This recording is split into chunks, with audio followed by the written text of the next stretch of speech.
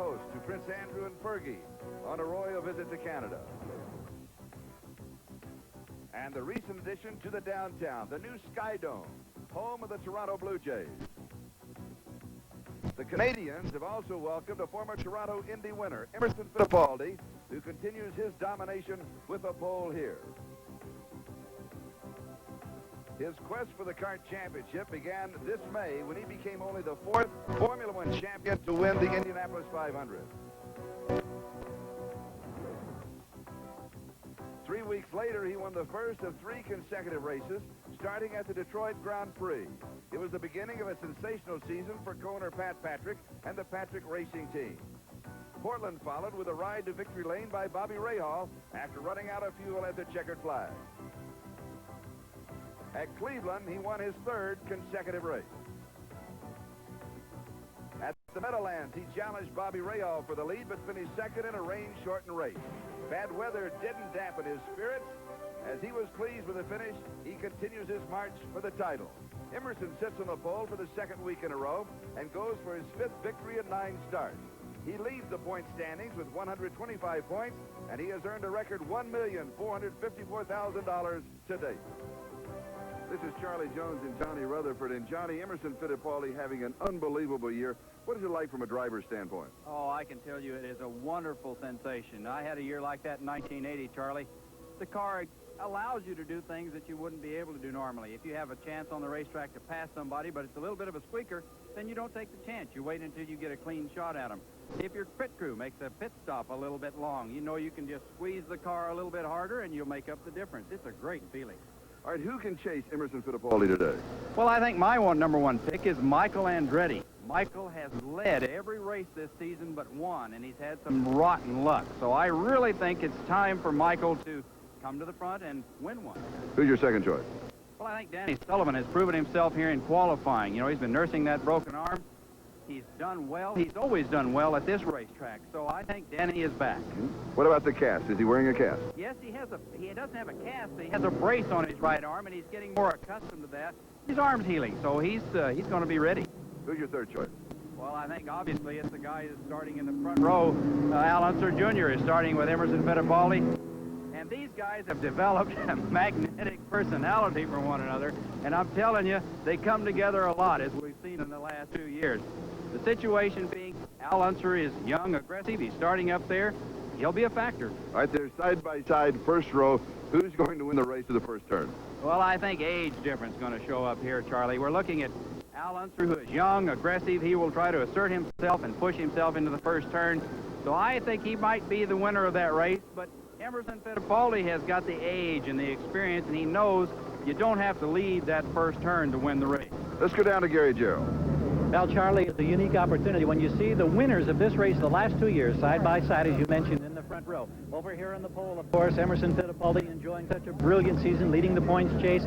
He starts here from the pole position, having won here 2 years ago. But right next door to him is the man who won this race last year, Al Unser Jr. Now, this may be the closest that these cars have been to each other physically since that memorable late lap at May at Indianapolis at 220 miles per hour. Little Al into the wall and Emerson on to the victory. But little Al Unser now starts in the front row for the 3rd time this year. He's won on the streets at Long Beach. He was 2nd at Indianapolis despite the crash. He was 2nd at Phoenix. He's 3rd in championship points, and while he trails Emerson by 47, he still honestly believes that he can catch Fittipaldi for the championship. But he knows if that's to be the case, he has got to win here where he won a year ago. Now, as the engines get started, let's check back into the next row. Sally Larvig. Only 5 thousandths of a second separating the qualifying speed of Al Unser Jr. and Danny Sullivan. Sullivan wants to do well in this race as he has in the past, finishing 2nd 3 times in a row, but he wants to do more than that. He wants to win it. He wants to prove that the arm that he broke at Indianapolis is now completely healed and is not a factor in his driving. He had some x-rays taken yesterday, and the bone has completely healed together. He is competitive. He wants to win. As a matter of fact, he said that this is the first race since Phoenix that he feels more like a driver than a patient. Now let's go back up to the booth and Charlie Jones. All right, thank you, Gary, and thank you, Sally. And the weather here, well, the temperature is in the low 90s. It is humid. It is very warm, and another great crowd on hand here for the 4th Toronto Indy. And and Johnny Rutherford. Let's take a look at the course they'll be driving. All right, we'll go for a lap now with Al Unser Jr. around this Toronto race course. Here we are in the Princess Gate corner, which is a very tight right-hander. It continues to be a right-hand sweeper, and out onto the back straightaway, the Lakeshore Drive. The Lakeshore Straight, it's very quick here. You're up into 5th or 6th gear, depending on which gearbox you're using. Running about 180 miles an hour, heading for the Lakeshore hairpin. This is a very tight right-hand, decreasing radius corner, uphill a bit. You have to get a lot of power down, get the car going for this short straightaway, heading for the stadium turn. Now, there's a lot of concrete around here, so you really have to thread the needle into the sweeper, which is very quick, through the gears. Once again, into top gear, heading down toward the S's. There's a little kink here you have to get through, and you go through that flat out, very fast right there. Downshifting, hard braking into a 90-degree right-hand corner, starting through the S's. Once again, a lot of concrete here. You probably make about 15 or 18 shifts around this race course, so you stay quite busy. Headed into the exhibition curve and across the start-finish line for one lap of the Toronto Indy track. And now the butterflies begin as the cars are on the racetrack. Let's take a look at the starting grid. Row 1, Emerson Fittipaldi, the hottest driver this year, and he won here 2 years ago. And Al Unser Jr., the defending champion here at Toronto. In row 2, Danny Sullivan, the defending national champion. And Bobby Rahal, who won here in 1986. Row 3, Michael Andretti, still looking for his first IndyCar victory. Theo Fabi, a dark horse. He could win today for Porsche. Row 4, Mario Andretti, 21 career kart wins on road courses. And Rick Mears, don't forget him, he's second in championship point standing. Row 5, Ari Lyondike, who runs well on the road courses. And Derek Daly, consistently, he has been a top qualifier. Row 6, Scott Pruitt, he finished second at Detroit. Raul Boisel, who finished third in the Indy 500. And row 7, Fabrizio Borbaza. Oh, what a great name. His nickname, by the way, is Turtle, and he has a tortoise shell painted on his helmet. Outside row 7, Scott Goodyear, hometown favorite from Toronto. Row 8, John Jones, another Canadian favorite. He's from Thunder Bay, Ontario. And Randy Lewis, and he has a problem with the wall here. Hit it in practice, hit it here a year ago. Row 9, Dominic Dobson, kart rookie of the year in 1986. And Jan Vikas, who is making his IndyCar debut today.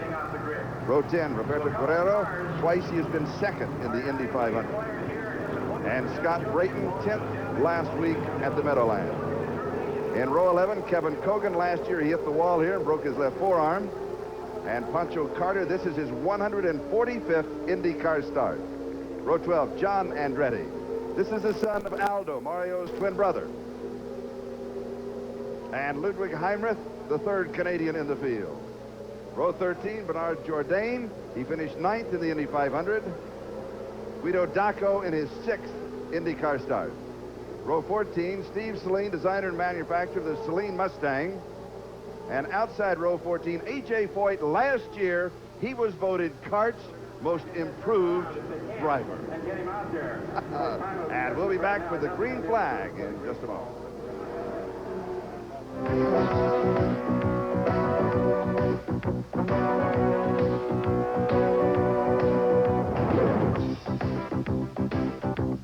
This NBC Sports special presentation of the Toronto Indy is brought to you by Budweiser.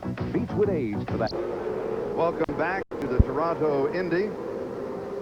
And we are just moments away from the green flag. Let's go down to Gary Gerald. Gary? Charlie, while we await the start of this race, here's a driver ready to go, but he can't get in his car. It's Derek Daly. They had a fuel leak. This could have been a potentially dangerous situation for you. Will you get the race? I'm not sure. They're working on the car right now. On the grid, when Valvoline topped the tank right to the top, it began to leak out the top, but it went down the back of the seat and down into the area where I sit. So it's an impossible situation, which they're trying to rectify right now. Derek Daly can only hope that he gets a chance to race here momentarily on the streets of Toronto, Charlie. And also, Gary, John Jones had a problem in the pit, and he just went out car number 65. We have 3 car cams, and Johnny Rutherford, this is the look from the car of Al Unser Jr. Little Al. Yes, these things are terrific. They give you a real view of what it looks like out there to be running. And there you see Emerson Fittipaldi. They're sweeping their cars, trying to clean them off and get a little heat into them. And And then we have a car cam in the car of Bobby Rahal. And then a little further back in the car of Ludwig Heinrich. Should get some great pictures. Does add to the coverage. Oh, it does. All right, John, what are your keys to the race?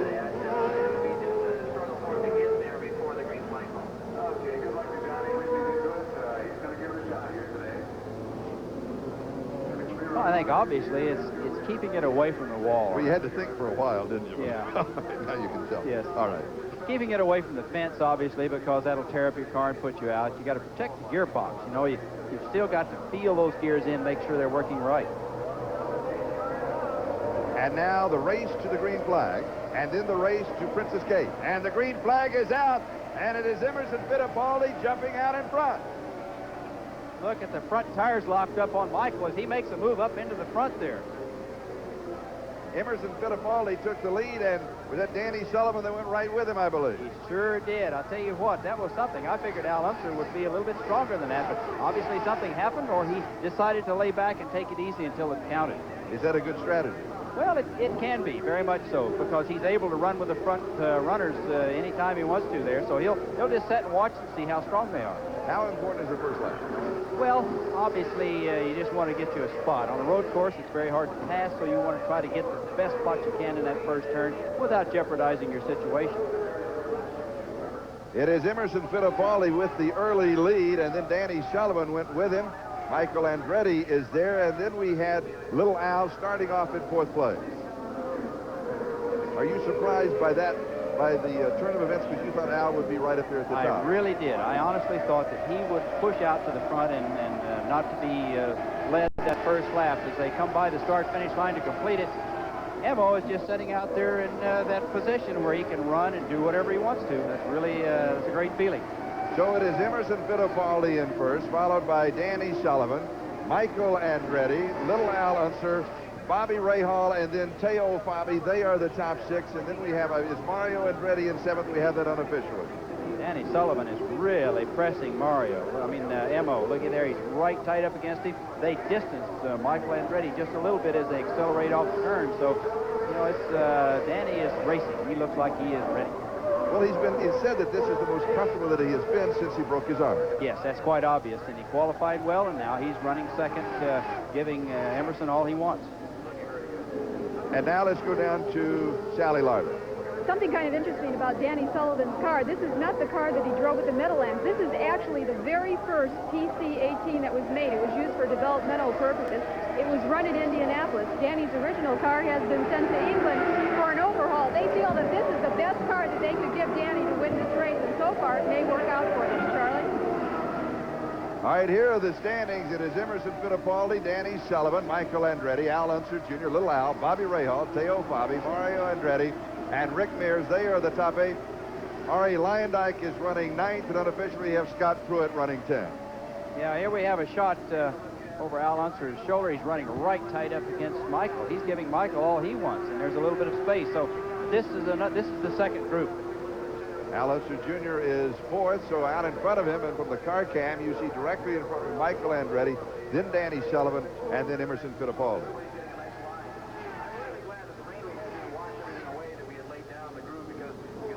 This is a real tight front pack. They are sitting there, I'm sure, just kind of feeling things out, getting tires warmed up, getting the car, getting the rhythm of things, and then they'll start making moves. So it'll be interesting to watch Michael. I think he's due. I think he's ready to start closing up, although he's got a little space there. And here comes Danny Sullivan, and Sullivan trying to get underneath Fittipaldi, and he cuts him up as he goes through Princess Gate. That was close, you know, and Danny knew what he was doing, thank goodness for Emo, because Emo didn't give him any room, and Danny had to pull back out of it. And now they go down Lakeshore Straight. Let's go to Gary Gerald. Well, Charlie, this is an amplification on the point that Sally made relating to Danny Sullivan. Sullivan doesn't have the same car he drove a week ago. Neither does Emerson Fittipaldi. Fittipaldi last week qualified the backup car. They had a motor mount problem, a mechanical chassis problem, they called it, that they corrected. They went with the backup car. He finished second in that race. The car he's in today would have been the primary car last weekend. This is the car that he won at Indianapolis in. Amazing, from a super speedway where you run 220 miles per hour to a street course. Same machine out in front. There we saw car 21 Roberto coasting Guerrero. in the Alfa Romeo. He's obviously got a serious problem pulling out of the way. And it is still Emerson Fittipaldi, and he is being stalked by Danny Sullivan.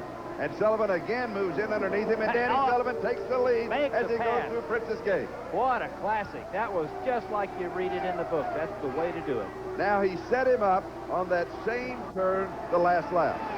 This is interesting. Here we see Roberto is pulled off, and they have the caution flags waving. And Roberto was in 18th position when he had his problems and came off to the side of the track. You know, it appears that Danny Sullivan is pulling away from Emerson. So there are two PC-18s, and I think Danny is getting a little revenge for the Penske team. The top four, Emerson Fittipaldi, Danny Sullivan, Michael Andretti, and little Al Unser. And they seem to have some space between the rest of the field, and here is the pass. Oh, that's classic. He just outbraked him into that turn, got in just right. The car held for him, slipped right in just like it was an everyday drive. We talk about setting him up. Now, how do you set up the man in front of you so you can pass on a road course? Well, you watch to see if you have a condition where you can outbrake him or brake a little bit later to be able to get the position on him. And that's just what Danny did. He outbraked him into that turn, was in the right place to take him over when they made the turn. Came in the position.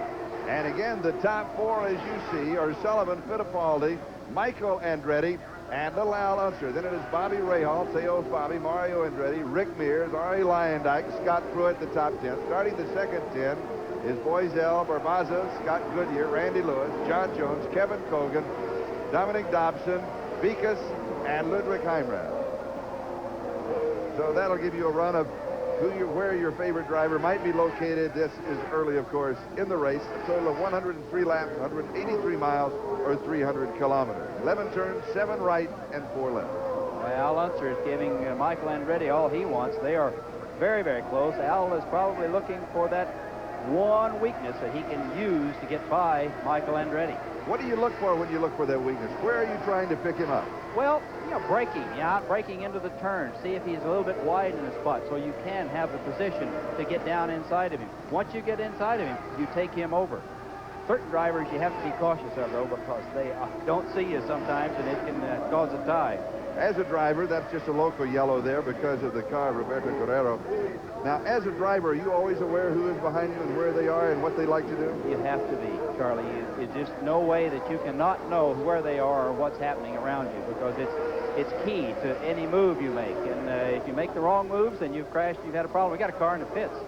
That is Randy Lewis, I believe. Yes, he is in the pits. He's had his problems here. Into the wall in practice yesterday. A year ago in practice, he went in the wall. And in the race last year, he went into the wall.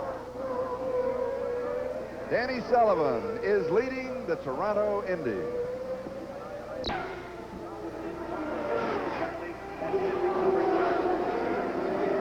Welcome back to the Indy, and we got back just in time. Oh, no, Mario and Freddie trying to get inside of Theo Fabi, and he hit the car. Roberto Guerrero, did he just forget that the car was there? I don't know. For a while. It looked like he was blind. It was behind Theo, and he pulled out behind him to go by, and bang, there was the car of Roberto Guerrero.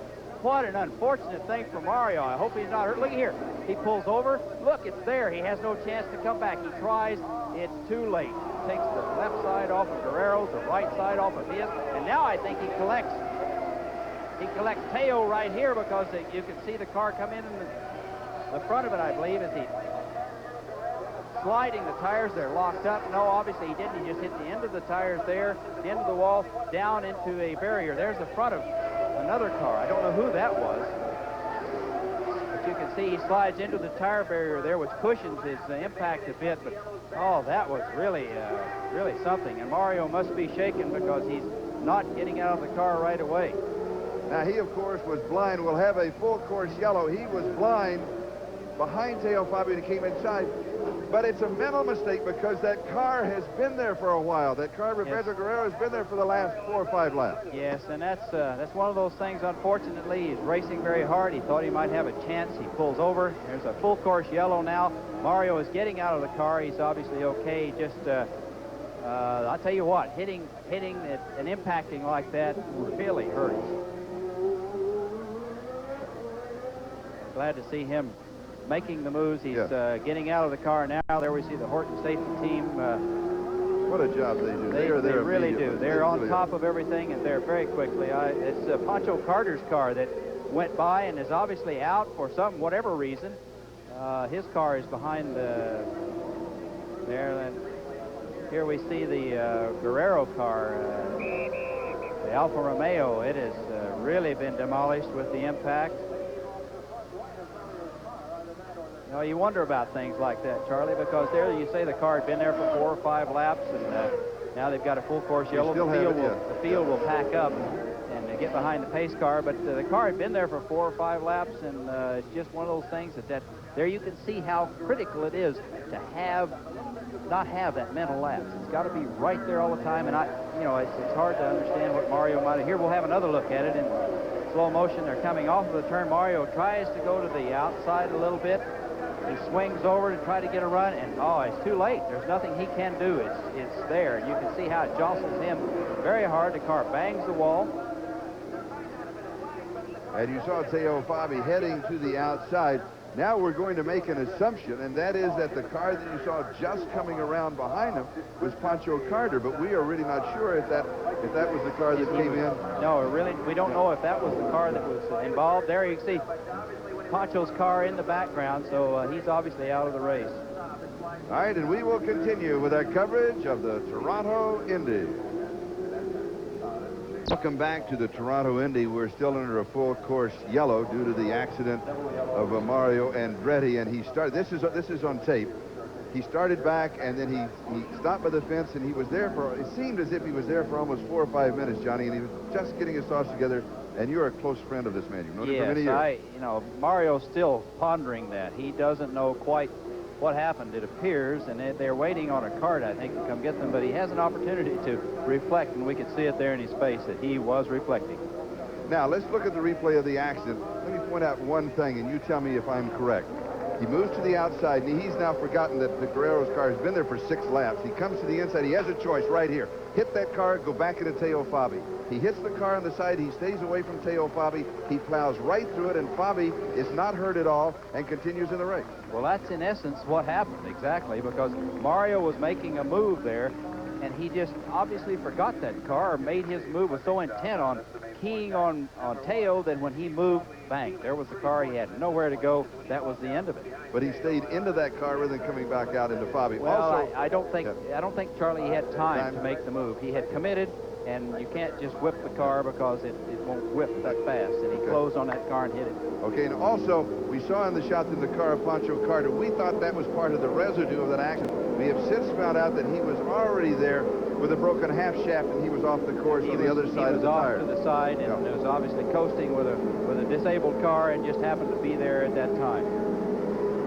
Now, while we're still under full course yellow, we'll give you an opportunity to kind of bring you up to date on the standings of all the drivers and how they are early in the race. We have 15 laps officially complete, and this will give you the running order. Fittipaldi running second behind Sullivan, and then it's Michael Andretti, Little Al, Bobby Rahal, Teo Fabi, Rick Mears, Ari Lyondike. So actually, when you look at the top 7, they would be, if you were to pick the top 7 favorites, they are all running right at the head of the list. That's exactly the way it comes down. You know, it's the teams that are prepared, and those are the guys that we see week after week that are always running up front in a key position. Any one of them on any given day could have a victory. So it's a very close battle.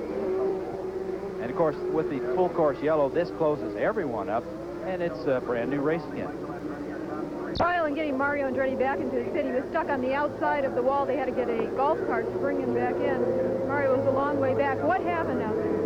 Well, there was a car, Guerrero's car had blown up, and it was sitting on the side right at the braking area for the hairpin, and there was we knew it was there. It was a stationary flag, and we're coming down. I'm fighting for position, and actually I was trying under braking to get under Fabi, and I didn't see the flag, so I assumed that it probably pulled the car at least further up because the safety station is right up ahead. And when Fabi pulled away, there was a car, and I I just couldn't avoid it. I just hit You that. got wedged between the two cars, is that what happened? Well, that's right. You know, I was just coming under Bobby, and I couldn't move over, and so I hit the Alpha.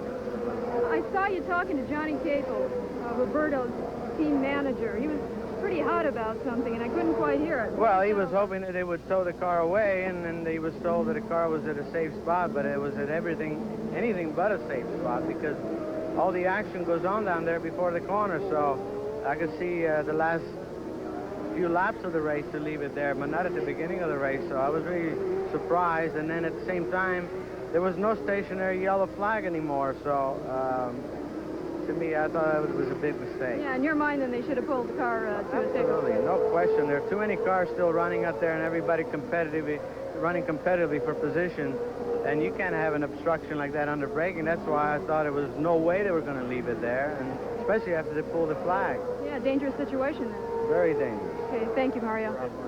All right, thank you, Sal. Let's go over to Gary Gerald. Gary? Well, Charlie, here's another aspect of an unhappy man at this point. This is Rick Gallis, who owns the car of the defending champion, Al Unser Jr. This goes back to the start of the race. You're running and working good, but you were not happy with the way this race started. No, not really. You know, I think he almost been going to sprint car tracks or something. He jumped the start, and it cost us, 3 places. And I'm surprised that Cart, didn't catch it. Nick's a great flagman. And I think what happened was they can't really see the cars well enough, and he almost was committed to throw the green flag, but it definitely was to our detriment. We're not very happy about it. It's tough to make up those spots now. It's hard to pass here, Gary. All right, Rick Gallis, he is not a happy man as he goes back now to check on the progress here of Al Unser Jr. Charlie? All right, thank you, Gary. Yeah, Mario has more bad luck. He has had more trouble this year trying to just finish a race. And, of course, he has 21 wins on road courses, which is the most of anybody, and he's had tremendous success in the past. It seems like it's one of those years when he can't seem to get it together. Nick Tenoro, the flagman that you saw, and I've got to agree. Maybe he can't see him coming because they come right through exhibition curve. But I believe at the start, there wasn't any question. I thought Emerson jumped the start. Well, the thing is, Nick is sitting up there with a headset on, and he's listening to race control, and when race control says the green flag is out, let's go, he waves the green flag because he's counting on them to kind of help make the decisions, and so he's just doing his job up there. So Right, really, last week at Meadowlands, though, they took another lap because they rather than the green, the yellow came out, yes, and well, that it was the was same thing. That was a little bit different situation, in that they were strung out a whole lot more, and it really looked bad. But you're right. They need to. I think they ought to give it back to the flagman. Let him make the decision. He's up there in a key position where he can see the cars coming. Let him be the flagman, do the job that he's supposed to do. Because he don't get the blame. Yeah, right. He's getting it right now. That's right. He sure is. The temperature in Toronto in the low 90s. It is hot and humid, and the Toronto Indy, the largest single event in the history of Canada, as the crowds just continue to set records. That's John Andretti, as you see, and now we're looking for the green flag. The yellow is still out. The yellow is still out. As the Sullivan went by, Yeah, they stay in the same order as Sullivan's been going to the same sprint car tracks. right. Obviously, he had to jump that time. He was ready to go. the pace car went off, and they just assumed, all of the drivers, I'm sure, just felt that, or those up front, just felt that they were going to get the green, and they got the yellow. Well, I think John Andretti's car stopping on the course was the problem. So they want to make sure that that car is clear. We don't want to have the same problem as we had earlier. So now we have 20 laps complete. It is Danny Sullivan, Emerson Fittipaldi, Michael Andretti, the top three. Back in a moment. Putting over the city of Toronto, the Goodyear Blimp America from Houston, Texas. The pilot is Mark Kynett of Woodlands, Texas. The aerial view is provided by the Goodyear Blimp America with its Gyrocam 360 camera. I mean, of course, you can look in Beautiful 360 shots. degrees. Beautiful shots. It's a beautiful city. All right, the leader is Danny Sullivan. He's led 16 of 20 laps. There's only been one lead change. Emerson Fittipaldi took the quick early lead. One caution for 11 laps. And now we're ready to go racing as we look for the green flag. And here we go. It is Danny Sullivan, Emerson Fittipaldi, Michael Andretti, Little Al, Bobby Rahal, Teo Fabi, Rick Mears, and Scott Pruitt. And they open up a quick gap between the other cars. This is a very critical time because you're coming off of cold tires. You've cooled your tires down. You've got to be cautious because they can slip on you. You make a couple of corners, you feel them. If they're good, you stand on it. What happens when they get cold? Do they get harder? They're not as soft? Well, they don't grip they as just well? don't grip as good because they're not as pliable. Does any of the strategy change? Well, your bunch back up, and so you have an opportunity. Obviously, Sullivan is going to be pushing, doing whatever he wants to out there. Lyondike, we saw there, coming back out onto the course. He's been in the pits for several laps, or at least for one lap during that. Changing plugs, looked like he might have fouled him on the slow laps. But Emerson is sitting there just biding his time, waiting for his opportunity. Sullivan, again, is running away, though. And of your choices, it was Danny Sullivan. Along with... All right, wait a minute. We've got an interrupt. Let's go down to Sally. Okay, Charlie, I am with Johnny Capel. He's the team manager for Roberto Guerrero. He's the one who was talking to Mario Andretti and pretty hot about the situation out there. What were you telling Mario? Well, when Roberto lost power in his March Alfa Romeo, he was coasting. We were informed by CART that he was coasting. He may make it in. If he doesn't, they'll tow him in. When he came to a stop up against the wall, they said he came to a stop, and we don't know if we're going to tow him in or not. I said, you've got to tow him in. He's not in a safe position. They said, we just got radioed in that we've determined he's in a safe position. We're going to ask that he leave the race car, and we're going to leave the race car there. Roberto, had he been climbing out of that race car when it happened, he might not be here now. I have talked with the CART officials, and I just feel so strong about a mistake being made. We're all human beings. We can make mistakes, but we have never left a car on the circuit itself. Mario went by the car 4 different times. The last time when he decided to make a pass on somebody, he just assumed that the car had finally been picked up, and he drove right into the rear of our March Alfa Romeo and destroyed it. So you're saying that the decision by CART officials is what directly caused the accident? Yes, the car should have been towed in. There was ample time to tow it in, and naturally it would have been much safer. It was not a safe place.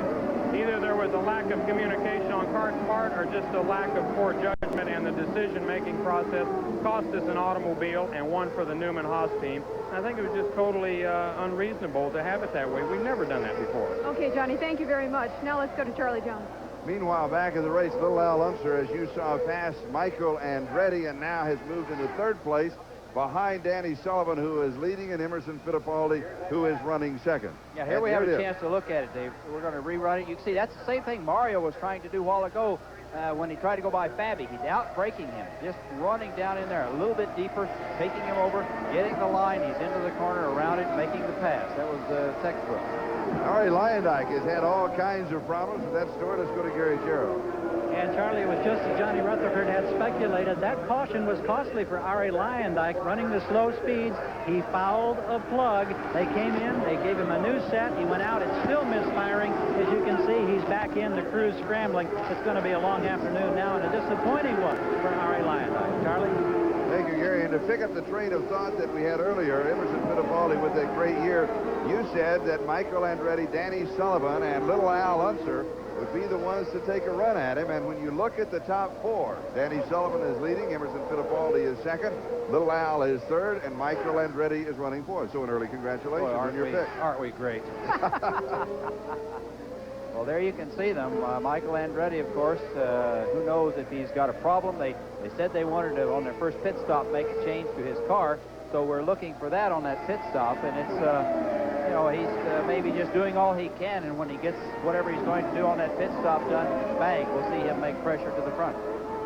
And Michael Andretti is running 4th. The leader is Danny Sullivan. You can see here the number 1 car. That's number 1 for defending national champion. Emerson Fittipaldi is 2.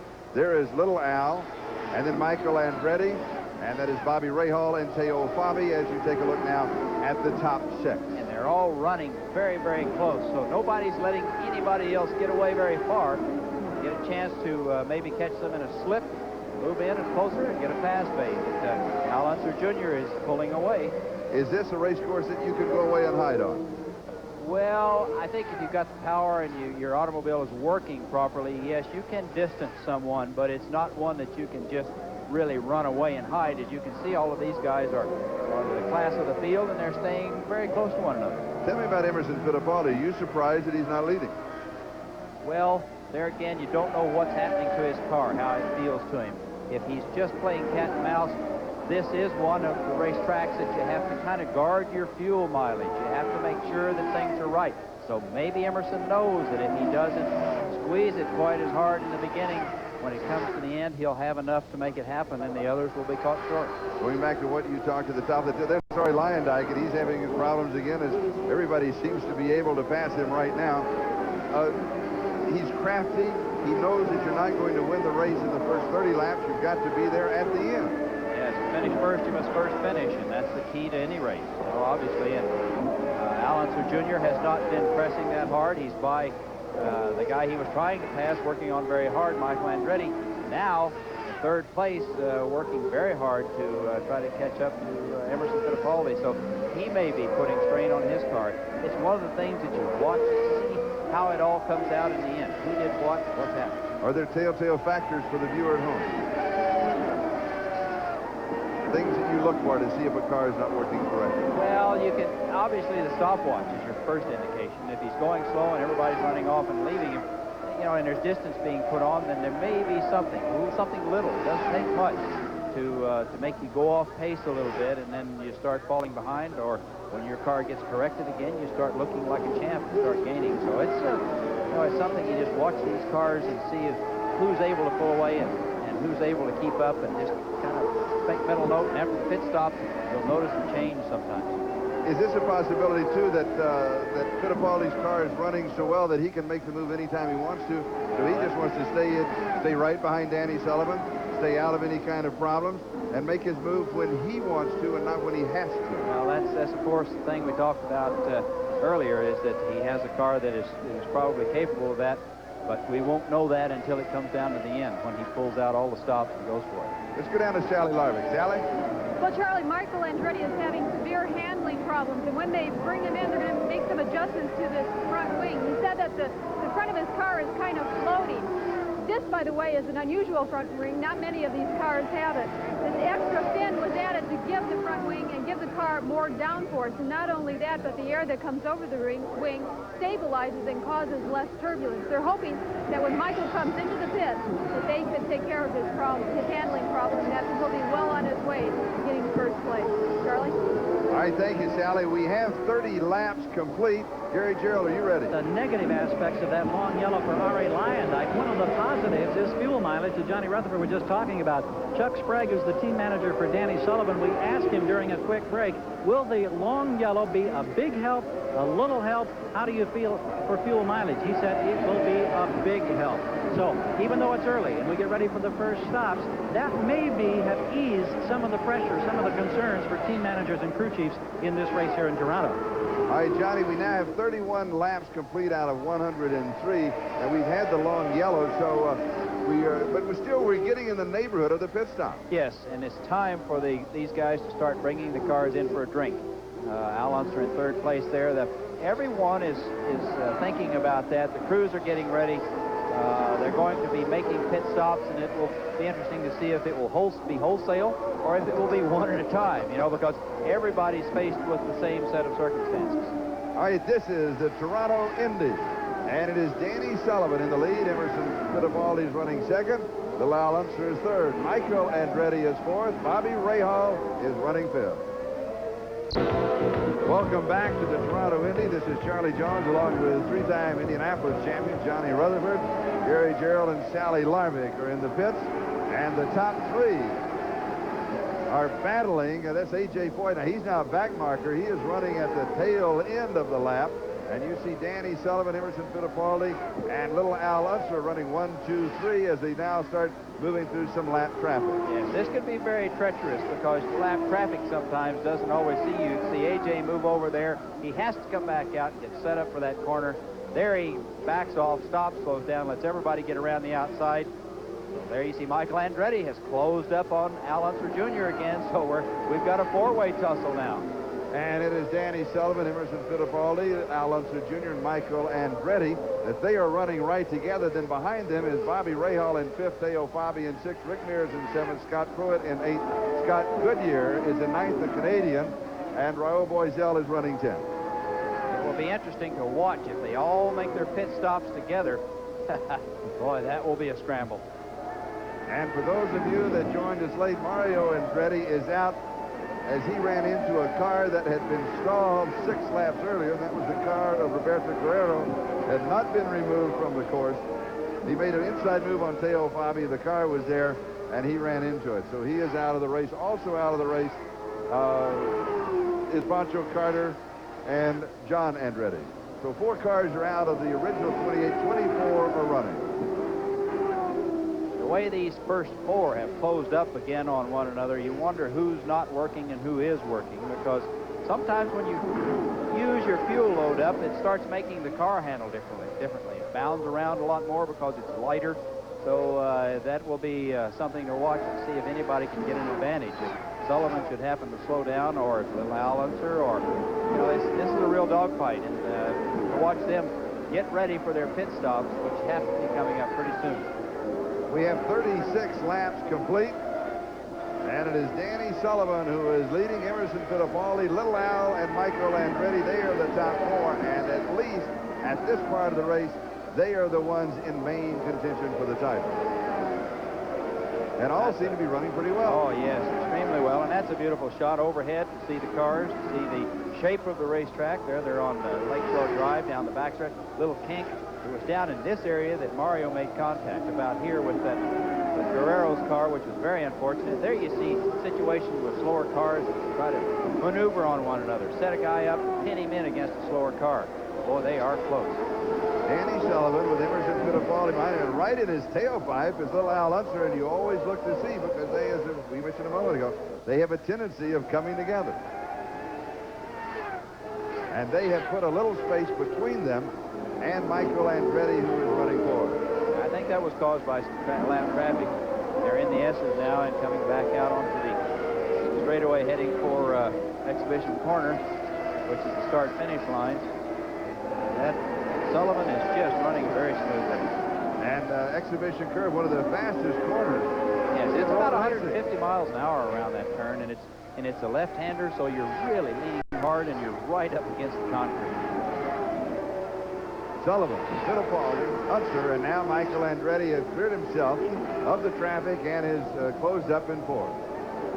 See the cars bouncing there, and that's another indication that they're starting to get very light on fuel load, because the car doesn't have the weight to kind of help hold it down anymore. All the little bumps and ripples in Lakeshore Drive are causing it to kind of buggy ride, as we call it.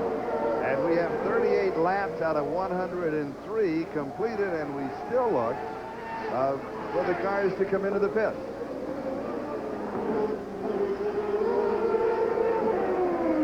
And Danny Sullivan continues to lead. 2 questions asked this year of the IndyCar. What has happened to Emerson Fittipaldi? Why is he having such a great year? And now here's Little Al, and he's going to be coming into the pits. And the question is the Penske cars. What has happened? Well, right now the Penske cars are running 1 and 7. Rick Mears is 7th. Danny Sullivan is running 1st. And Little Al in the pit. Al Unser, he's in for a quick stop. We'll have to see just exactly how long with the leaders. They'll start coming in now, just I imagine wholesale. This is a strategy move. It's a situation where he wants to get in, get his fuel load, get back out, make up the time he lost with the others making their pit stop. So that may be a situation that will put him right back up in front when the others make their stop. You like that strategy? Come in first so you can get out. Yes, I've always liked to make my pit stop first. Teo Fabi made his stop, so we'll see these guys maybe moving to the front of the pack with this situation. You make your stop first, you lose the time, but you gain it all back, and if you can run very hard out there and they have any kind of trouble, there's Sullivan. And Danny is coming in, and his pit crew is poised right across from our broadcast booth. And Gary Gerald is there, and let's go to Gary. All right, Charlie, here's the man who's been leading the race. He hits those marks absolutely perfectly. What a joy for Danny Sullivan to be driving now free of pain in that right arm. He says, I can think about being a race driver once again. Fresh tires all the way around. They've already topped off the fuel off the jack. He's rolling in 14 seconds. Good, strong stop. Oh, he almost collected a car going out of the pits. Got to keep 2 wheels inside that yellow line as he goes head toward Princess Gate. But they're happy here in the Penske camp. And that's a good point that you make about the yellow line as they exit from the pits, because in last year's race, there were 5 stop-and-go penalties for going all 4 tires over the yellow line. You can have 2 on the outside, but boy, you better have 2 on the inside, or they're going to bring you in on a stop-and-go penalty. Here we see Emerson Fittipaldi. He's still on the track, and traditionally, Emerson has always, their crew has always been able to get good mileage. Okay, Emerson Fittipaldi into the pits, and Sally's there. Sally? Okay, Emerson Fittipaldi, he makes the stop right on the mark. He won this race in 1987. He sat on the pole in 1986. They're not going to change the setup at all. All they're going to do is change all 4 tires and refuel them. They're very satisfied with the way the car is working. They say Danny has to push. Danny has to win this race. Oh, Emerson, he's having trouble getting out of the pits because of Bobby Rahall's tire. That stopped him just a little bit. He hesitated, but he was able to get out into the pits without an incident. And so we come back to the situation that you talked about at the beginning of the telecast, and that is the fact that when you have a situation with a bobble in the pits and you're running so well, you do not let it affect you. Right, that's it exactly. You just kind of suck it up, get ready. The car is capable of going out there and making up the difference for you. Meanwhile, Rick Mears now is taking the lead. He has not come into the pits. He'll lose that lead as soon as he comes back into the pits. Yes, they're getting set up now, so Rick has inherited the lead, but he's been running steady all day, and it could mean that he's in a good position to collect a spot or 2 here. And the time of the pit stops were the 13 seconds, low 13 for Al Unser, high 13s as you saw, and then the one for Emerson Fittipaldi was up in the 14s, and possibly 15 or a little bit more. Those are all very good pit stops. Very good pit stops. What is the goal that you have? Now, Rick Mears, who is leading, is coming in to make his pit stop, and so that, of course, will take him out of the lead. Now let's go down to Gary Gerald. Oh, he has to swoop one of the brakes just a little bit, Charlie. Now he hits the marks. Here's Mears in here, and they go to work on him. This Penske crew, of course, considered among the best in the business. The fresh rubber, which is routine, a full load of fuel. That's 40 gallons. That's better than 250 pounds of fuel being added to the car. Off the jack, lights up the tires, and Rick Mears is now away in that colorful number 4. And there's the yellow line that we were talking about, and he had 2 on the left, 2 on the right, and that's okay. Al Unser now picking up some of the slower cars, as now the leaders have made it out of the pits, and we will start sorting them out again as they'll go to the head of the pack, as expected. Al Unser has the lead now, so that's exactly what he wanted to do by virtue of making that early pit stop. And so Al Unser has the lead. The leaders have all pitted. They will now be racing against each other. And we'll be back with our continuing coverage of the Toronto Indy in just a moment. Welcome back to Toronto Indy. We have 9 cars on the lead lap. Al Unser Jr.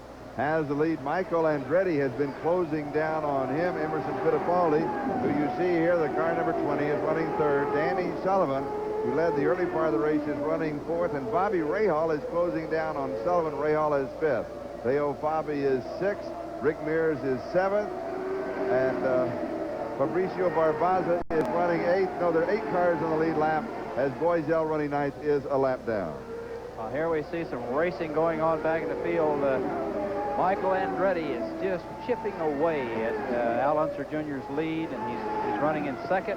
He has steadily just been decreasing the space, so it's they're in some back markers here, and you got to be very, very cautious. There's Al Unser, the leader, and of course there's Michael Andretti, who's running 2nd.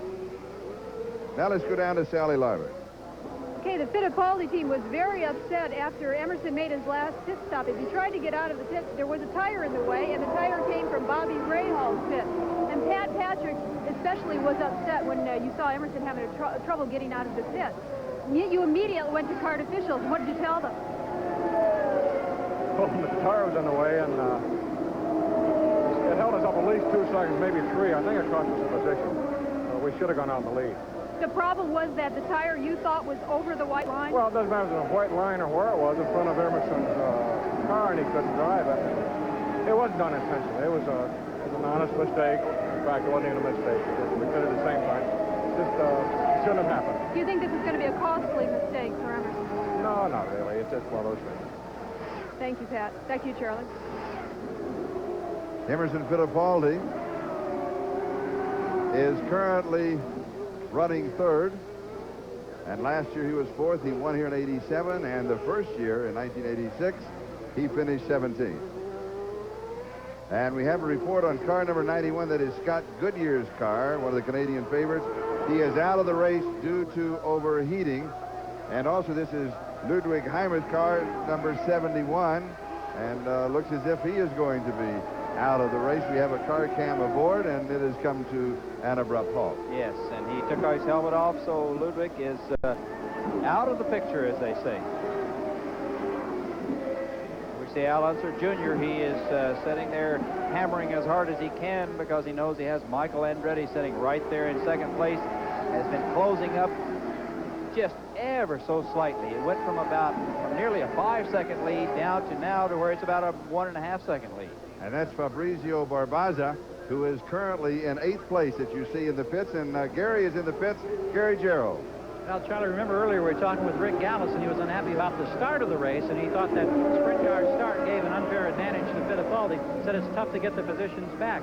On the round of pit stops, however, it was little Al who got the lead, and we remember back 1 year ago, Danny Sullivan was the leader coming into the pits in the race, and it was in the pits that the Gallus crew won the race for little Al Unser. They say that that turnaround and that event 1 year ago in Toronto was really the springboard to make them competitive for the national championship honors. They're wondering if this could be another springboard here today because their man now has the lead. Fabrizio Barbazi dropping down a lap when he came into the pit, so he's off of the lead lap. That means we now have 7 cars on the lead lap. Al Unser Jr. is first. Michael Andretti is second. Emerson Fittipaldi is third. Danny Sullivan is running fourth. Bobby Rahal is fifth. Teo Fabi is sixth. And Rick Mears is running 7th. The champion should be decided by one of those 7 cars. And this really bodes well for an outstanding finish to this race. Oh, the heavy is on them because they all have to perform here. And, of course, Emerson is sitting back there in a position where he needs to get some of this lap traffic. There's a whole gaggle of cars, and you can see Ray Hall sitting back there and Danny Sullivan trying to get through that pack of cars. So you try to get a guy set up in this kind of a situation so you can make it pass. There was Bobby Rahal trying to pass Raul Bossell. So this is also a very critical situation because anybody can slip, take out the whole group. And we have officially 57 laps complete of 103. The total race 300 kilometers or 183 miles. And the road course is 1.78 miles. Now, let's give you a race summary as what happened through the first 50 laps. The leader, Al Unser Jr., he has led 8 of the 50. There have been 4 lead changes, 1 caution for 14. 9 cars on the lead lap. That now has dropped down to only 7. And we have 6 cars out of the race. This is the official after 50. And these are the cars that are out of the race. Guerrero with an engine. Mario Andretti hit the Guerrero car. Carter with a half shaft. John Andretti mechanical. Larry Leyendyke in and out. Lots of problems. Electrical. And Goodyear out is overheating. You know, the attrition rate in these races is slimming down. We don't see as many cars. So I think the class of the cars is, the overall field is much better than it's ever been. And so the cars are lasting better and running longer. Well, one of the things when they talk about, over the past 2 years, the domination of the Penske cars, is everybody catching up to Roger?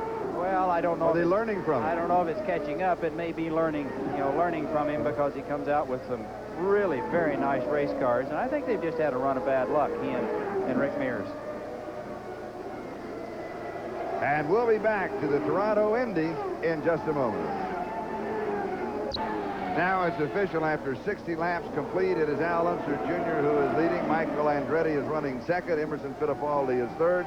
Danny Sullivan is fourth. And Bobby Rahal is running fifth. The other 2 cars on the lead lap are Teo Fabi and Rick Mears. Here we see Bobby Rahal trying to get into position, but it wasn't quite close enough to make the pass there as they go through the hairpin on Lakeshore up this short straightaway headed for the stadium turn. Very tight in there where you go from one side of the road to the other, a lot of concrete. Rahal is still trying to push into position so he can outbrake Sullivan and gain that position. All right, let's go down to Gary Jarrell. Well, Charlie, we talk about mid-season racing developments. We discerned a piece of information just as this race got underway that affects next year, and it affects or pertains to the Penske PC-18 chassis, the one that Fittipaldi's had so much success with. Vince Granatelli has agreed today that he is going to purchase 3 PC-18 chassis from Penske. That's this year's chassis to run in the 1990 season next year. He'll continue to stick with his Buick-powered program, but he thinks that chassis is going to help make him competitive. John Andretti, as you mentioned a bit earlier, his driver today already out of the race. Granatelli thinking about 1990 with some interesting news coming from pit road here today in Toronto. All right, thank you, Gary. That also means that Roger Penske will have out the PC 19. He brings out a new one every year. Yeah, he comes with a new one every year, and that's the way you do when you build cars like that, is you sell off the cars, and hopefully the new car will be better. Sometimes it is, sometimes it isn't. Here we see Al Unser Jr. He still has them hooked up and has been able to put just a little bit more time between himself and Michael Andretti, so it's they're kind of stalemated right now, waiting for the next pit stop. The lap distance, 1.78 mile road course, and Al Jr.'s last lap speed is just over 103.5 miles per hour. Well, that's still moving along when you have 9 turns to negotiate, or 11, and it's And now, after 60 laps, the running order to give you an opportunity to check up on where your favorite driver is in this, the 4th Toronto Indy, and what has become a truly tremendous event. The crowds have been here for the last 3 days for practice and for all of the qualifying, and it is truly a spectacular happening in the city of Toronto. It really is, Charlie. I have been here for every one of the races, and it is incredible the following that this race has garnered in those 3-4 years now, because the first year it was very good. They sold out. The second year they couldn't print enough tickets, and it's been getting better and better every year. The weather, it is very warm today. The temperature officially, when the gentlemen all started their engines, was 91 degrees, and the humidity had to be pretty close behind it, running a very close second. Yes, you can feel it. Yes. There we see a good shot of Michael Andretti going through the Lakeshore hairpin, chasing there. You can see the space between he and Al Unser Jr. He's still pushing very, very hard. He's very consistent. He doesn't have a problem today. Like I said earlier, may be his day. And we gave you a complete rundown of all 28 cars that were in the starting grid. That is Al Unser Jr. leading. Michael Andretti, the car number 6, is in second place. His father, Mario, in case you joined us late again to repeat, is out of the race due to an accident. There was a car, Roberto Guerrero's, that was left of the racetrack. He was abandoned after he had some problems. And making a move on the inside of Teo Fabi, Mario, for a moment apparently forgot the car was there and ran right into it. He is, by the way, is all right. Yeah, we might add he is okay, other than probably a few bruises and a bruised ego maybe, because that was a hard hit. There's second place, Michael Andretti giving chase. And that is the 7th car. The 7th car is Rick Mears. He is running 7th and is ready now to get himself lapped if he doesn't step on it a little bit. Yeah, I don't think there's any way he can stop Al Unser Jr.'s charge, because Al is working extremely well. He really is running well, isn't he? He is. Let's go down to Sally. Okay, Gary Gerald was talking about rumors, and they persist at this time of the year, especially drivers changing teams. Well, here's a rumor that we found out about. It was rumored that Danny Sullivan was going to go to Porsche and that Teo Fabi was going to form his own team. Well, not so. Derek Walker tells me that he has never talked to Danny Sullivan, and that Teo Fabi is expected to sign up again with him next year, at least by the Michigan race, which is only a couple of weeks away. One rumor that, however, may turn out to be true is the fact that Porsche may run 2 cars next season. They're going to try it out possibly at Laguna Seca, and if it works out well, they'll run a 2nd car next year. Charlie? And one of the things, of course, that we look for is the Porsche car here to come out and pop for that first win. They seem to get closer and closer, but they haven't really. Teo Fabi has not really challenged that much here. If you did just join us, here is Teo Fabi in the green. That is Mario Andretti behind him. This was on the 9th lap of the race. Yeah, you can see there he just pulls over to try to outbrake him into that turn, and oh, there was the car. What a tremendous explosion of pieces. Tires flying in the air. Mario hits the wall again. Teo is getting under control now. He sees Mario's car, and Mario is just sitting there for the ride. And that was the car, Roberto Guerrero, who was out on the third lap with an engine problem. The officials in there, has been a lot of controversy and a lot of very angry talk, had decided to leave the car there and not move it. Well, since then, of course, after that accident, it has been moved. Yeah, there we see Al Unser Jr. has finally made his pass on Rick Mears getting by, and that will give him a little daylight, a little breathing room to be able to work and get away from Michael again. There's Michael not far behind. Rick Mears with 3 top 10 finishes here at Toronto, 8th, 10th, and 6th over the last 3 years, but now he has dropped off of that lead lap. Bobby Rahal is currently running in 5th position. He's chasing Sullivan. We get a look through over his shoulder in the camera. There you see through the stadium turn heading for the sweeper.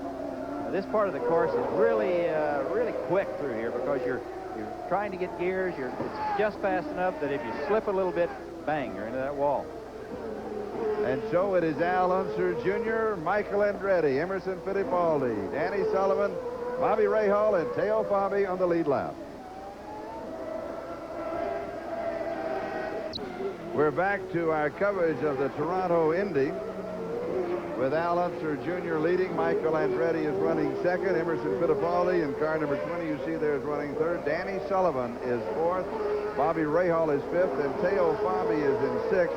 And those are the 6 cars on the lead lap. Here we have Kevin Cogan, number 11, in for a pit stop. See the guys putting fuel in and changing the tires. Michael Andretti is still giving chase to Al Unser Jr., so this is quite a race. Al Jr. has led the last 28 laps, and in Michael Andretti's pit is Sally Larvick. Sally? And we're waiting for Michael Andretti. There he comes. He comes into the pit. He stops on the mark. He's running his own setup here. He had handling problems in an earlier pit stop, but they were able to fix those by changing the front wing. He's looking for his first tour win since 1987. Only fresh tires, some fuel, and Michael Andretti is off. 13.5 seconds.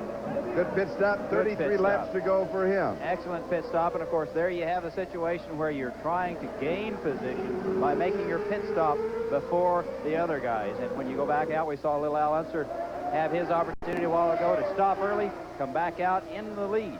Now Michael Andretti, when he made his exit from the pit, he dropped to 5th position, so he is still well within striking distance because the 4 drivers ahead of them all still have to pit. Yes, that's the strategy of making your stop first.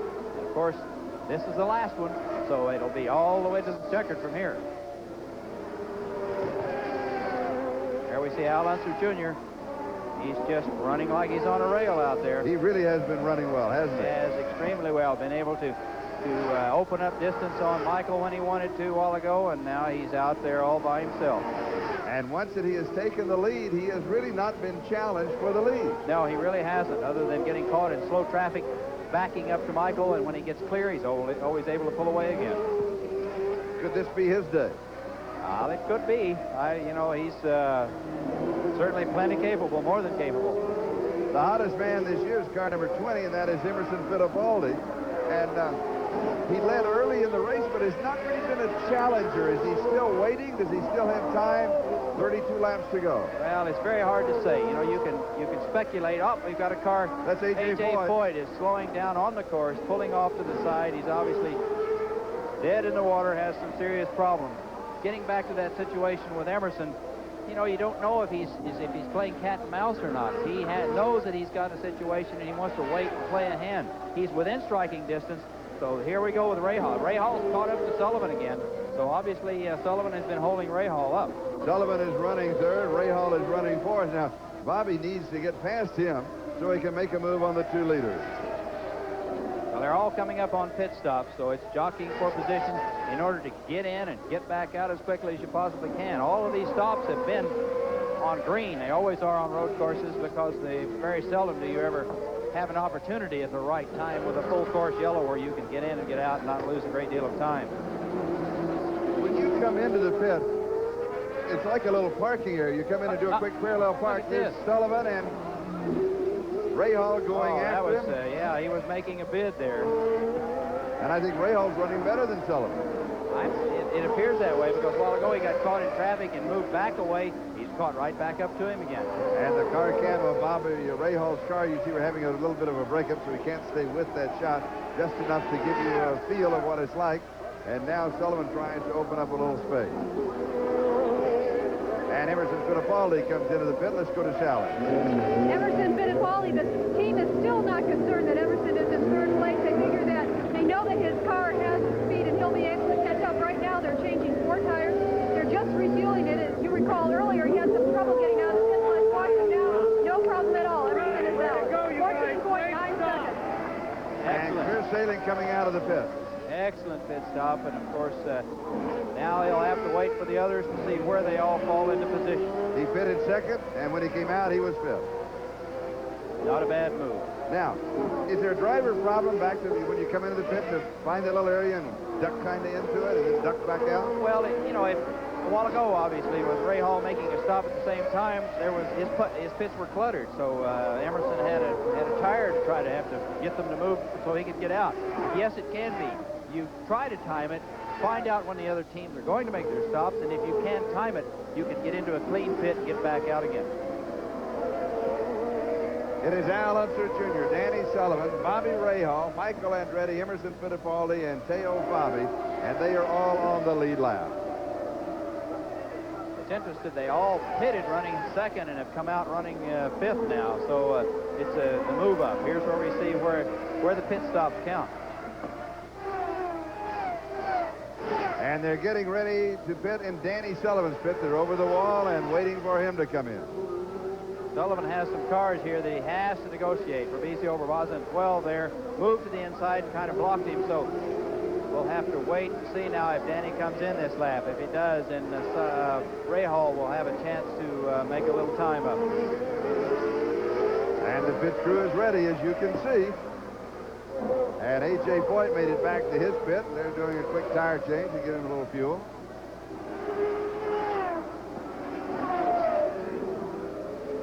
And here is Sullivan with Rahal behind him. Yeah, they're very, very close there. A lot of good hard racing right here. And Danny Sullivan is coming into the pit. He turns in, Rahal goes by. So Rahal's still on the track, and Sullivan is now coming in to make his pit stop. And here is Danny Sullivan in the pit. And they're changing all four tires. Getting fuel. They don't appear to be making any adjustments to wings or anything. The car must be working well for him, or at least his liking. He's down, he's out. Oh, he killed it. He's killed the engine. It was a 12.9. What a great stop, but he killed it. Now it's going to be probably up. Oh, this could cost you the race. The championship could be lost right here. That is incredible. Something has happened. Something has happened. The thing is not running properly or something. Oh, there they go. Kick the tires. It'll start. And he's on burned rubber coming out. Somebody pulled off the hose, and that was it appeared that they pulled the air hose off the car. Dropped. Danny was ready to go, but they were still fueling. And Teo Fabi in and out, and he is burning rubber. And Danny Sullivan is down a lap. He loses a lap in the pit. That is incredible. He was stalled through the stall a total is almost 35 seconds. Almost 35 seconds in the pit, including the stall. Al Unser is slowing. Is he out of fuel? Did he wait too long? It appears that he has stopped on the course. He is either out of fuel or for whatever reason. That is really a shame.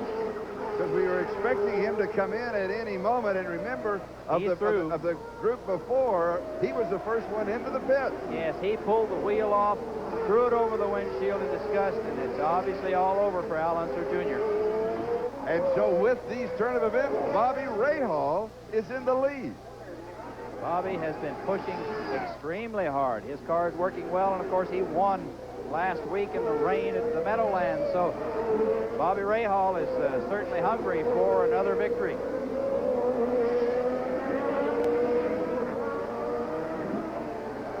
There we see Al Jr. getting out of his car. He's got to be through for the day. He's not staying in to wait for a tow back to the pits. He is out of contention. Now, the positioning of this car, it comes to your mind, the Roberto Guerrero car. Are they going to remove this car? I'm sure they will. That one is not in as precarious a position as Guerrero's was because it's on the inside of a turn where they go around. So, yes, obviously. All right, let's go down to Garrett. Boy, you talk about disappointment, Charlie. Rick Gallis just hurled his clipboard down, ripped off his headset when they found out what happened to Little Al. We're still not clear if it was a problem other than fuel. He said, give me a moment. He's so upset he didn't want to talk. We'll try to get that report from him as quickly as possible. But the disappointment, just astounding. One other observation on Sullivan's stop, it looked like as we leaned over the pit wall 3 pits away that they just didn't get the fuel in. They went up the second time and then got the fuel in. Let's see if we can get Rick. Can you give us a... Yeah, we made one of our guys in the pits just made a mistake on the fuel calculation. We didn't make it. All right, you can tell the disappointment there. A miscalculation on fuel has cost the defending champion an opportunity to repeat. Charlie? Little Al led for 35 laps. He is out of fuel. He's out of the race. We'll be back.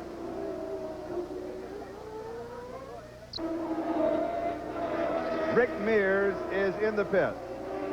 Mears is currently running in 5th place, and he is down a lap. So Rahal, Andretti, Fittipaldi, and Sullivan are all running on the lead lap. You can see there the air jacks didn't do their job. The pressure must be down. The car didn't come all the way up. The guy had to lift the side pod to get the car up high enough to put the tire on. So he's got all 4 tires, a load of fuel, back into the race. So both of the Penske pits have had problems. Danny Sullivan the last time that he was in, and now Rick Mears. And yes. Bobby Rahal is the leader. Yes, those are the little things that really hurt you in the long run. Now, Rahal has not pitted. He is getting good fuel mileage. He got good fuel mileage last week at the Meadowlands in the rain. But he's still going to have to pit. But according to our calculations, he doesn't have enough space between himself and Michael Andretti, who is running second, to be able to hold the lead, and now he's in the pits. And let's go to Gary Gerald. He's leading by about 9 seconds. Well, we look at him come right in, smoothly glides into the stop. The man who has never finished worse than 5th here at Toronto, won the initial Molson Indy here in 1986. He gets the routine rubber, fuel going in. They throw the water bottle back over the wall, getting ready down off the jacks, hit the tiles, 13.8 seconds. Maury cranes the rest of the team. Barry Green delighted with the stop for the race leader, Bobby Rahal. Let's see if it's good enough to keep him up there, Charlie. He keeps him in 3rd place. He was 1st when he came in, 3rd when he went out. And so the chase is on. And it is Michael Andretti who has the lead. Emerson Fittipaldi is running 2nd, and Bobby Rahal is 3rd. Yes, that's Michael was in the right spot. And you see the Horton safety vehicle. Now this is Scott Pruitt, Pruitt, who's in 7th. in the pits, having a pit stop. He's down off of the jacks. He threw out his drink bottle. He's got a problem. They've got to back him back up into the pits.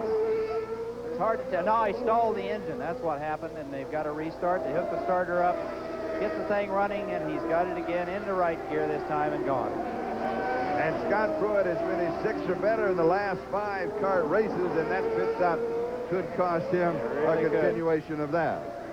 There we see Michael Andretti, the leader. And when we saw the Horton safety vehicle a moment ago, that is because of the car of Little Al Unser, who ran out of fuel. And so that car has not been removed, but however, it is, there's a lot of flashing lights and flags so that everybody knows about it. Let's go to Sally Larvin. Okay, let's get a better explanation on the 2 Penske pit stops. Very disappointing for you, Chuck. Let's take Danny Sullivan first. What happened? Well, he just got the thing parked with the front end too far out, and by the time we picked up on it, we were committed to changing the tires. But the guys did a pretty good job of getting the thing pulled back, so we got it done on the same stop without having to come in again. It was a long pit stop for you, though. Much longer than we like, yeah, but the true test of a team is how they do when things go wrong, and I think these guys did a good job of recovering. And then Rick Mears, problem with the air jet. Now, that looked pretty routine to me. It looked like the fuel nozzle just triggered shut once, and they had to reset it. Okay. Thanks, Chuck. Back to Charlie. And those 2 pit stops, though, very costly to the Penske team. Michael Andretti has the lead again. Michael with all but one race this year, has had the lead at one time or another and has run very well, but luck has always seemed to turn against him. So let's see. Perhaps this is the turnaround. Like I say, the law of averages is bound to turn around for him here, and if he's in the right place now, he could be the winner today. And Emerson Fittipaldi, who is having the year of all years, is currently running second, and he will be chasing down Michael Andretti as he goes around Beekes. And Bobby Rahal is running third. Danny Sullivan is running fourth. We have 4 cars on the lead lap. Now, earlier, Johnny Rutherford had a chance to take us kind of inside to give us a note or two about braking if you're a driver.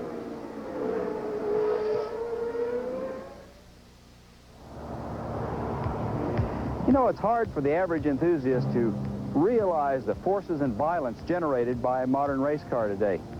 Take braking, for example, of an Indy car or a GTP car. Crew chiefs will tell you that the initial braking ability of a ground effects car from 180 miles an hour will exert about 5 Gs on you.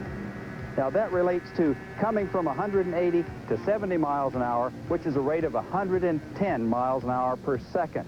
Now, what does that feel like?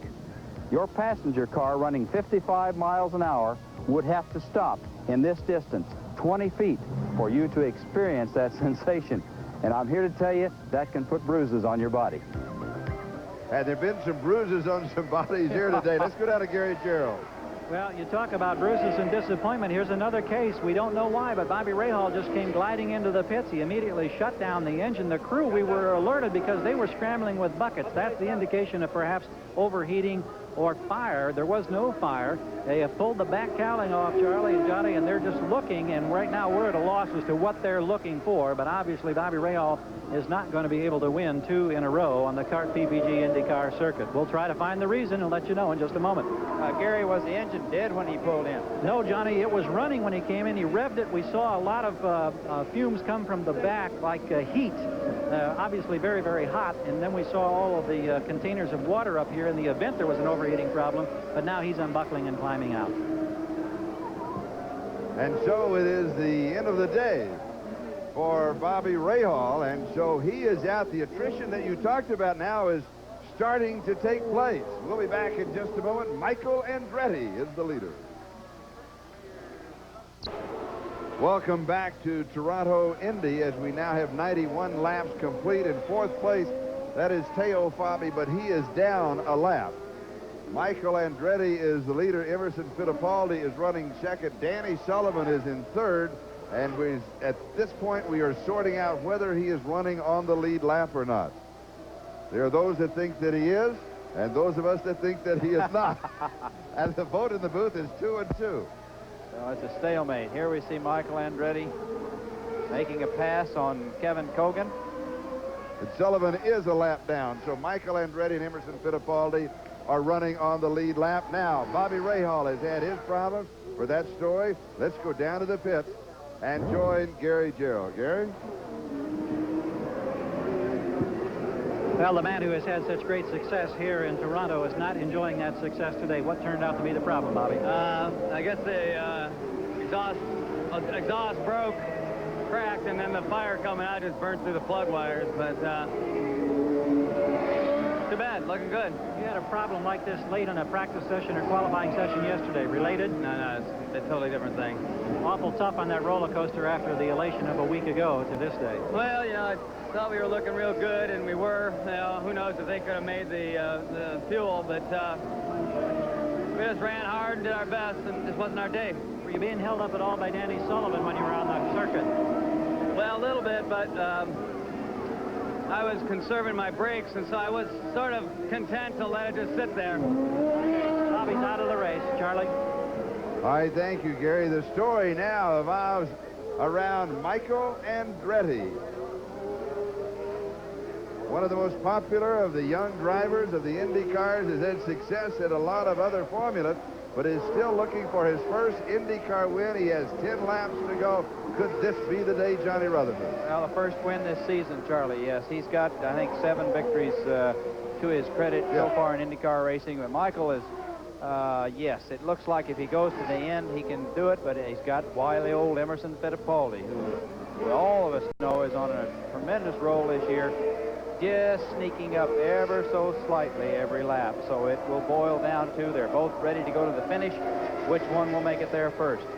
You're right with the correction, looking for his first win of this year, but it seems like as much as he is challenged that it must be very frustrating. Oh, he's led every lap, every race this season except for one. He's doing extremely well. He just has some rotten luck. Well, today it may be over. Now let's go down to Sally.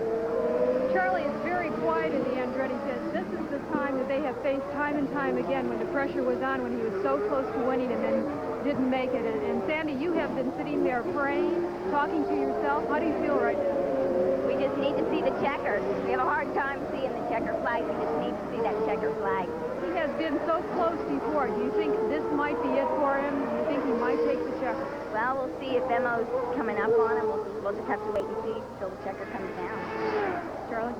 She doesn't. You're not looking fast. Lap 94. So the total to be run here is 103, and he has a lead over Emerson Fittipaldi of just under 6 seconds. But it was about 4 seconds a while ago, so he has been able to add on to it, Charlie, and that's what you look for. And I think, Michael, if he doesn't have any problems between now and the checkered, he'll be awfully tough to beat. Now, as a driver, you've been in this position. We'll give you a race summary after 90 laps and come back to my question. Michael Andretti, he has led for 12 of the 90 laps, 6 lead changes, 1 caution for 14 laps. That's when his father went into the car of Guerrero. 3 cars on the lead lap. I think that is only now 2 cars on the lead lap, and 10 cars are out of the race. Guerrero out with an engine. Andretti hit the Guerrero car when it was still on the track.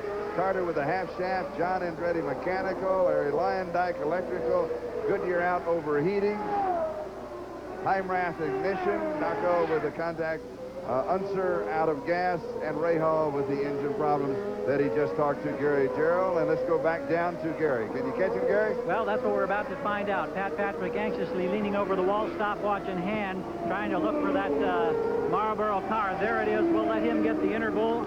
What do you think? Can you catch him? We don't know, Jerry. We think we can. We're telling Emerson he can. We think Michael may be short on fuel because... We're telling him on the radio he must catch Michael now.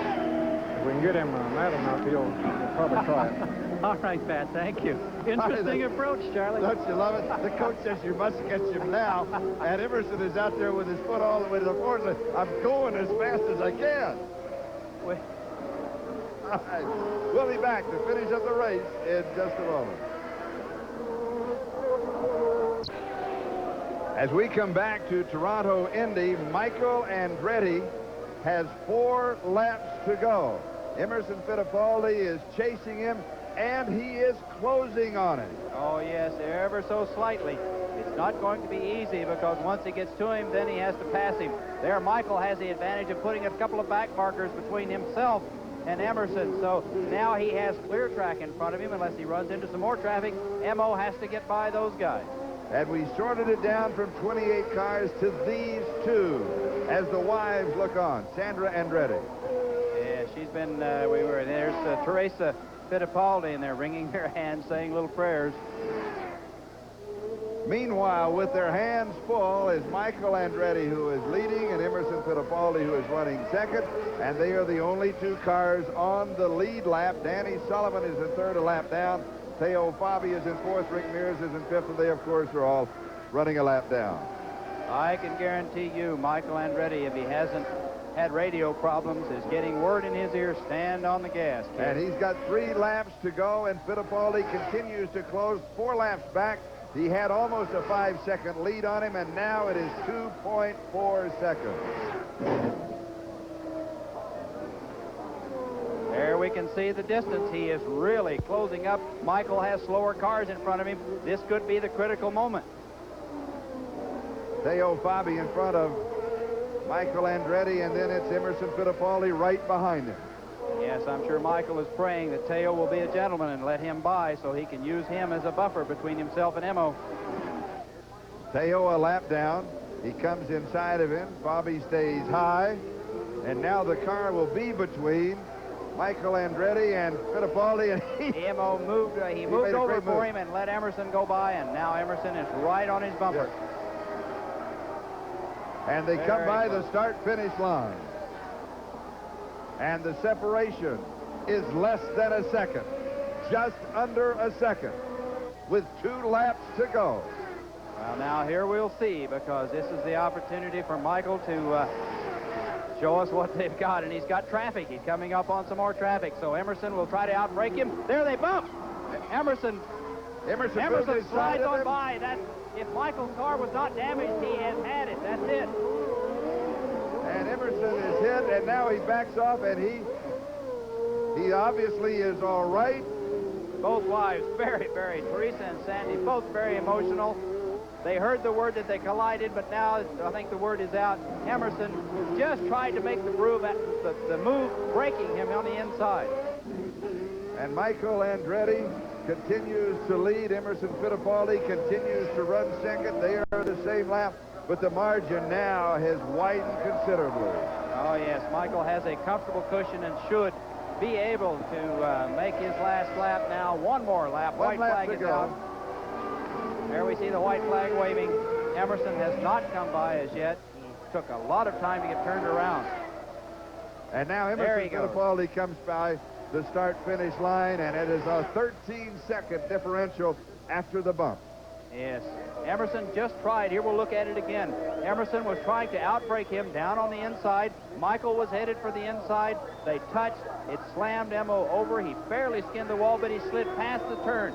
Michael was able to turn behind him, make the corner properly, and that was the name of that tune. And Michael had the line going into the turn. He definitely did. He might have been squeezing it a little bit to try to block to keep him back, but that's racing. And so we are on the final lap. And it is Michael Andretti who is leading. Coming around now to take Nick Fenora's checkered flag. What a feeling. He's coming out of the last turn now, heading toward the checkered flag, Michael Andretti. And a standing ovation from the fans as he comes through.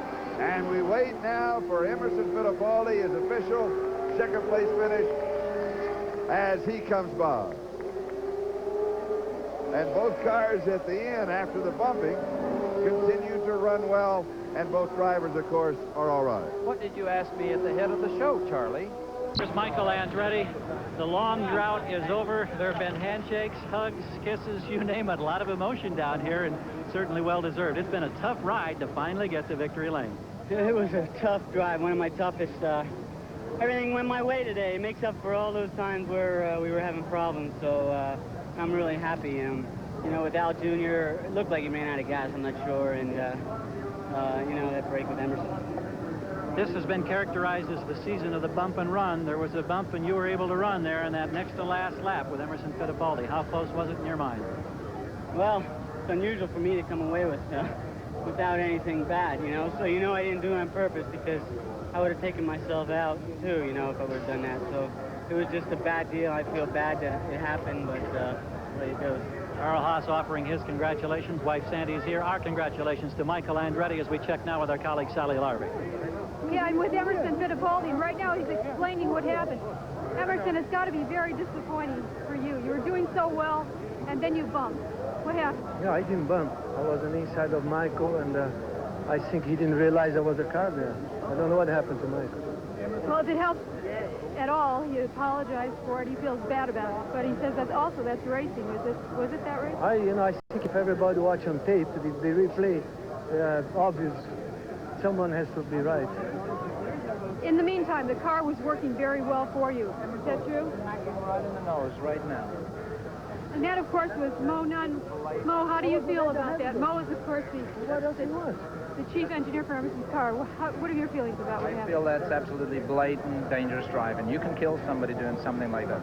So you feel it was Michael? Absolutely. Watch the TV. Okay, very disappointed team here. The Marlboro team. Back to you, Charlie. Tippers are flaring in the Fittipaldi pit, but there's good news in the Danny Sullivan pit. He is well on his way back from that broken arm. Let's go to Gary Joe. Well, Charlie, here's a... Here now the Budweiser checkered flag as we will take a look at the final standings. And Johnny Rutherford, your analysis of the race today. Well, I think Michael Andretti just finally outdid the odds. He had a chance to pull off a victory today without any problems. It was very close with Emerson on the backstretch there. But it's good to see somebody else in victory lane. Emerson does an extremely good job, and they've been on a roll. Danny Sullivan, of course, he's back. Theo Fabi is doing his familiar consistency. And it's, I think it's just been an excellent race today from Toronto. And here are the championship point standings. Emerson Fittipaldi still comfortably out in front of Rick Mears. Gary Gerald has called it the season of the bump and run. Well, early today it was the big bump, Mario Andretti. And Mario was all right. Then late in the race, it was the little bump. Emerson finished second, and Michael took the checkered flag. Bobby Rahal out with engine problems. And little Al, well, he ran out of fuel.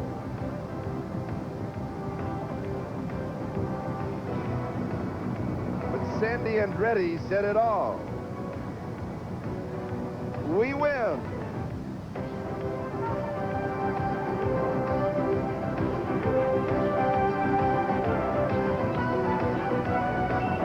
This NBC Sports special presentation of the Toronto Indy has been brought to you by Bud Light. Everything else is just a light. By Valvoline Motor Oil. People who know use Valvoline. By AC Delco. Automotive parts that don't just fit, they match.